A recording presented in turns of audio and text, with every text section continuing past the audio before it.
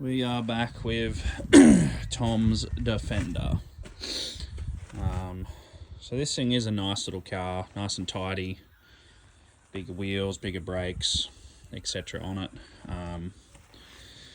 And yeah,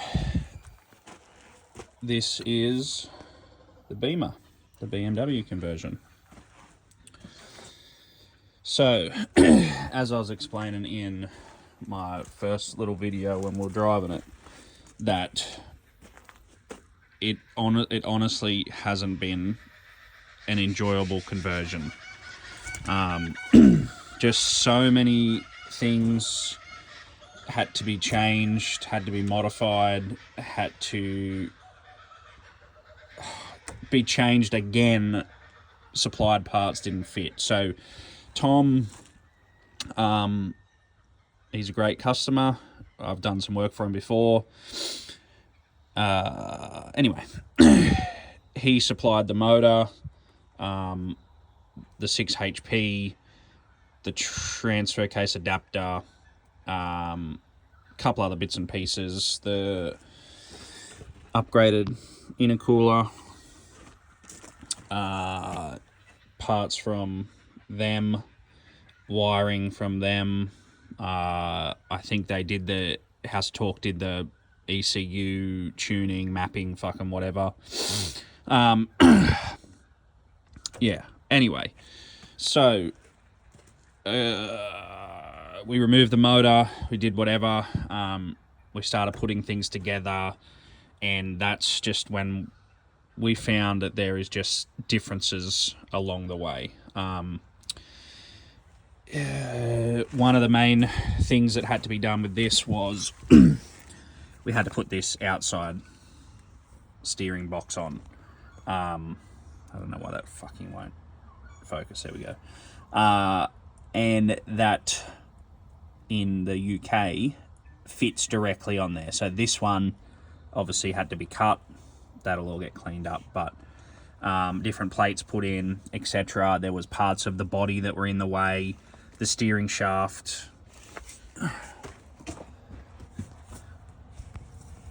That steering shaft is off a different model, again, with that knuckle, because the other one wouldn't fit. So yeah, just things like that had to be done straight away.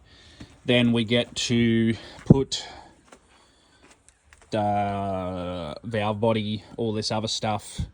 The valve body had to go to Fusion Fab down in Victoria to get the security wiped off it. He couldn't access that or something. Then it had to go back to House of Talk in the UK, wherever they are, to get done. So these are just the little problems that people, don't really talk about. And having to send a fucking TCU or TC fucking whatever, TCM, back to the UK is just a disappointment to start with. Like, I don't think, personally, there's not enough of these that have been done to make them a good conversion yet. No one's really pushed them hard. No one's really towing fucking towing heavy with them, with big power. There's a lot of wiring, a lot of unnecessary shit. Anyway, the next problem was that this is the twin turbo, compound turbo, whatever they fucking call these things. So then this series of motor had problems with, in this car, the alternator, power steering, that had to be flipped around because the power steering pump was jamming on the rail. There was little brace plates down there that had to be cut off as well that were in the way. Which then became another problem because you had to swap the timing cover over. A couple other bits and pieces. We ended up machining up a fucking... You can't really see that, but... Maybe you can. That's a custom-made pulley, etc. Yeah. Different tensioner, different fucking other stuff. Anyway, all that had to be made just to fit this thing in between the fucking chassis rails and in between the body panels. And people think that these just bolt, this was meant to be a bolt-in conversion with a fucking plug-and-play wiring loom that fucking don't even get me started on that. And it's just not. It is not what they say it is. These motors are so fucking far forward. Like, look how much room is here. Let me just give the old... my hand's fairly big. How much fucking gap that is. Now, I know they keep that space for standard transfers, standard transfer position, standard tail shafts, all that sort of shit, but I'm sure that could have gone back at least 50 mil, because we cannot run the engine fan. We had to pull the radiator back a little bit, put 3 thermos on this to make sure it's pulling enough air, which is probably maybe a bit overkill, but I'd rather it be cooler than hotter. On the freeway, it sits about half on the temp gauge. I don't even know what that is in degrees or whatever, because I'm not really familiar with these things. But anyway, yeah, just another problem with it being set up with factory shafts. Now, and as I said in the other video, when you look at the center of your wheel and how far forward that motor is, like, there is a lot of weight on this car, like a lot of weight on this front diff and front brakes, where when we do the Cummins and we do everything else, we usually shift them back as far as we can just to get that balance of the vehicle just a little bit more in the back. These are not a heavy motor, but this is a short wheelbase too, so it's heavy enough that when you stomp on the fucking brakes, goddamn bugs, you can feel it in the front end. Like, you can feel it. Probably needs an upgraded coil just to stiffen it up a little bit in the front. Anyway, so yeah, being so far forward made it complicated.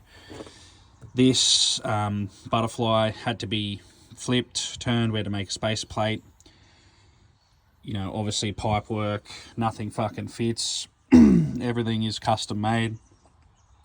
Intercooler pipes, super tight. That's 90 back into the intercooler. That one wasn't too bad down there. Intake, up and around. I think that airbox is definitely going to be a restriction, but this is what Tom wanted. This is what we're working with, so he can change that later. I know people do like a Donaldson one and then run a thing out through here, and anyway, if he gets a snorkel and stuff, whatever. But yeah, there was just a lot of mucking around making things on the front of this motor work when there's not much room in the first place, which made it more difficult. So yeah, this will go back to Tom. He can set it up. We'll get it all ready for engineering after. Still got some things to do with the brakes, etc. Still needs aircon. We usually do aircon, but we are that fucking busy with other shit that needs to be done prior. Aircon is a low priority on this build. And he's got a guy down in Sydney that can sort that anyway. So it's up and driving, etc. Pertec power steering hose, pressure, that sort of thing. And yeah, just the setup with the wiring harness and stuff, it probably would have been easier to strip the Rover stuff back, plug in a few sensors, then run the BMW stuff as a standalone and just plug ignition and earth and etc. in and run that. Two separate things. Like this, I understand the idea about piggybacking this to there and etc., but that is a lot of extra wires and a lot of extra shit that it doesn't need. And that was not a good wiring loom for this setup anyway. I don't know about, maybe there's a few differences in the UK with these things or whatever, but over here that was not a good setup. So yeah, there was a lot of leftover stuff from the Rover, from this, it all got cut up, changed, rerun, retaped in a few different spots, made it all just so much neater and tidier because it was fairly messy. Anyway, what else? Oh yeah, mounted. We just knocked up a frame, mount the shifter. Obviously, in that other video, you could hear the noise. This is all exposed to the ground, but Tom is going to trim all this up. The one thing that we do not do is make consoles, and we do not trim here. I don't have fucking time. And everyone wants their own little style, and we just don't do it. We're not fucking interested in trimming. We're not motor trimmers. We're fucking engine conversion specialists. Anyway, fuck. What else? So yeah, that's in a good position. I think this had a console there, but Tom can do his thing. You know, even when it comes to stuff like this little gauge setup, there's no plugs, there's no instructions, there's no anything. Yeah, it was meant to be this little gauge thing that had everything, but there's nowhere in the loom for it. And anyway, we're just leaving that out because the amount of time we've already spent on this thing with wiring other bits and pieces just to get it fucking running and driving is crazy. Blackbird Industries supply that bolting kit, which it wasn't a bad kit. There was just a few things that were different between this model car itself and maybe the UK version. There was just a few bits on the chassis rail that just didn't work. Yeah. So anyway, which is a problem when you're bringing stuff in from overseas and trying to make it all work, etc. But yeah, anyway, we worked it out. Yeah, done. The motor wouldn't have fitted without that. What else? Tom opted to keep the standard rear pipe and the factory muffler, which it's pretty quiet. Yeah, so that's what he wanted. He wanted to keep that rear look. We did. You can sort of see. Oh, and that was another thing with these bolt-in engine mounts. You can't run a 3.5-inch exhaust. We had to trim this mount, re-weld it, give it clearance. But anyway, 3.5 dump, all the bits and bobs, cat, high flow 400 cell cat, and 3-inch exhaust down the bottom, out the way. So it does sound pretty good. Fuel pumps back here. We took all the original plastic. These run a plastic fuel hose, so we took all the original plastic fuel hose out, made some new hard lines. This is pump Tom supplied. We got a couple of Pro Flow pump holders. Filters down there somewhere. I don't know. What else did we do? Oh yeah, trans cooler. We probably went way too big on the trans cooler for these, but like I said, I'd rather stuff be too cold than too hot, especially low range crawling, stuff like that. You can see the exhaust. Maybe we did go through. Oh no, it is 3.5. Yeah, 3.5 all the way to there, then it goes back to 3. That's right. And a muffler. So that's a nice Lukey's muffler in there, etc. And yeah, big cooler. That's a hydraulic cooler. Anyway.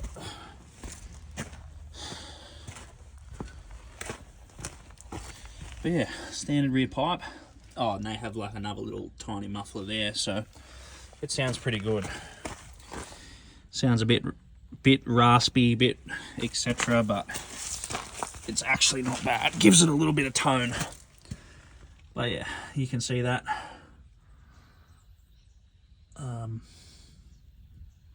Yeah. Anything else? Whoops. Anyway. But yeah, just my general opinion, I don't know. If you want a diesel that is reasonably quiet, can make a little bit of power, returns decent fuel economy for something small, this is probably the motor for you. I am not going to go and put this motor in a 3-ton Patrol and try and make power with it, because people, yes, they rev, etc. You run the 2 turbos, you get a bit up and go, but this market will die off. You can already see the prices have gone fucking through the roof on these. You know, you can buy a whole car. Used to be, well, they were given away. BMW X5 or whatever motor box for like $3,000, and now people want fucking $4,000 just for the gearboxes. Like, it's fucking ridiculous. And yeah, there's just, I don't know. If this had been done in Australia, and there was Australian kits and wiring and everything for them, might have been a bit more enjoyable of conversion, but this one for us, yeah, just even dropping the motor in and out, just everything, just nothing fitted. The gearbox mounts were fucking tight, like nothing's, the way the gearbox mounts are angled in each direction. The engine mounts, just so many different things that, yeah, it was like I said, it's just not a fun conversion to do. Like, you put Cummins in and you're like, fucking oath, let's put that in, we do this, we do that, rip a fucking power skid, etc. This just fought us the whole fucking time. Now, it's not Tom's fault. It could be like a little bit of Tom's fault, but he was told that this was a bolt-in fucking conversion, and it wasn't. Anyway, am I going to offer these? Probably fucking not. I know Tom's had a lot of people asking questions about it, etc., but yeah, I don't know. This costs a fair bit, and if we have to do all this same shit again every fucking time, it's just not going to happen. That just, you know, I think there was like 8 hours in modifying the pulleys, modifying the pump brackets, chasing parts from the UK, belt, making things work, making sure they had enough fucking tension on them with the way everything was set up. That's a lot of fucking time. Like, 8 hours to build a power steering pump alternator fucking setup. Like, yeah, and everyone fucking whinges at why these conversions are so fucking expensive. Anyway, on our end of things, engine removal, bit of shipping, labour, parts, bits and pieces that Tom didn't supply, I think it is about 20 grand. Plus whatever Tom bought this stuff for. So more than likely this whole conversion I think, engineered, etc., will probably cost him, I reckon, around 25. So, don't know. Yeah, not real sure. 25 grand for that. Anyway, it's his car. At the end of the day, we said we'd do it. We've done it. It's fought us the whole time. Tom will be happy because it's a lot more power than what his TD5 or whatever had. I don't know. But, yeah. Anyway, I'm sure you can do a review, fucking manging it home, and see what he comes up with later on.